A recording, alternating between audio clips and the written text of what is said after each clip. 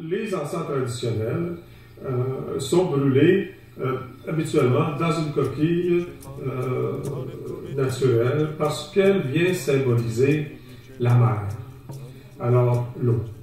Dans tout processus de transformation, on a souvent la présence des 4 éléments. Alors dans le processus de fumigation, on a le feu qui allume, qui embrase les herbes et la cendre qui sont la terre, on a l'air qui est représenté par la fumée, et le contenant qui est souvent une coquille pour représenter l'élément eau.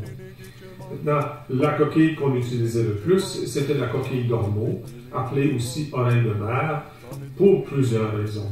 La plus importante, c'est qu'elle était très résistante à la chaleur. On peut même faire un petit feu dans une coquille d'ormeau. Elle ne fend pas, elle ne brise pas. Donc, on peut faire des fumigations où la chaleur devient très élevée sans que notre coquille soit abîmée. Ça, c'est une des raisons. Une autre raison pour utiliser la coquille d'ormeau, c'est qu'elle est aussi très belle. On voit dans son arc toutes les couleurs de l'arc-en-ciel. Maintenant, c'est devenu une espèce protégée, la coquille d'ormeau. Et moi, je me suis toujours senti inconfortable à vendre la carapace d'un être vivant parce que ça implique nécessairement le décès de cet être-là. Donc, on a fait construire une maquette exacte, mais idéale, de la coquille d'ormeau. C'est vraiment la forme qui est la meilleure parmi toutes les coquilles d'ormeau qu'on a vues au cours des années, qui est la forme qui était la plus idéale pour tenir nos encens. D'ailleurs, il y a beaucoup de nations, particulièrement en Amérique du Sud, qui font toujours brûler leurs encens dans des contenants d'argile comme celui-là. Donc, c'est le meilleur des deux mondes.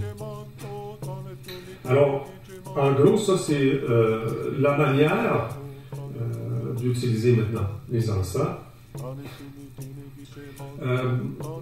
Premièrement, il faut bien sûr l'allumer. Et la plupart des nations vont faire une petite offrande avant de commencer la purification. L'offrande la plus répandue, coutumière, c'est de la présenter aux 4 directions, au nord, à l'est, au sud et à l'ouest. Ensuite, si on veut purifier une maison, on ouvre une fenêtre dans chaque pièce de la maison, on ouvre une porte et on part à côté de la porte. Disons que je pars à côté du côté droit de la porte et là je suis le mur.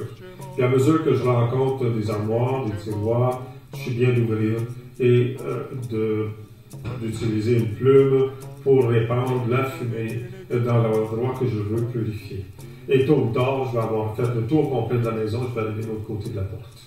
Donc, la maison va être faite. C'est recommandé de faire un grand nettoyage comme ça au moins une fois par 4 mois. Une fois par 3 mois, c'est-à-dire toutes les saisons minimum, et de le faire périodiquement, à chaque fois qu'on en a besoin. Autrefois, moi, je le faisais 2 fois par jour, matin et soir. Maintenant, j'utilise les essences premières, mais j'utilise encore les encens traditionnels à chaque fois que je fais des cérémonies traditionnelles. Bien que le Chiam peut être utilisé dans les cérémonies traditionnelles, il a reçu une bénédiction, un encodage qui lui permet d'être utilisé à la place des encens traditionnels, mais il y a des circonstances où parfois je préfère encore utiliser les encens traditionnels plutôt que le Chiam. Donc, ça c'est la manière de purifier une maison. Si on purifie quelqu'un, on part au pied, on allume, on part au pied, vu que la fumée monte et on monte le long de la personne. Ensuite, la personne se retourne et on part au pied et on monte jusqu'en haut. Comme ça, le champ électromagnétique qui entoure la personne sera complètement, entièrement purifié. Traditionnellement aussi, lorsqu'on est dans un milieu cérémonial, vous arrivez là, la première chose que les gens vont faire, c'est de se purifier. Il y a quelqu'un qui est là, il va vous présenter la coquille. À ce moment-là, vous attirez vers vous la fumée des encens pour vous purifier. Alors voilà, en gros, la description rapide et courte de la fumigation, de tout ce que ça comprend.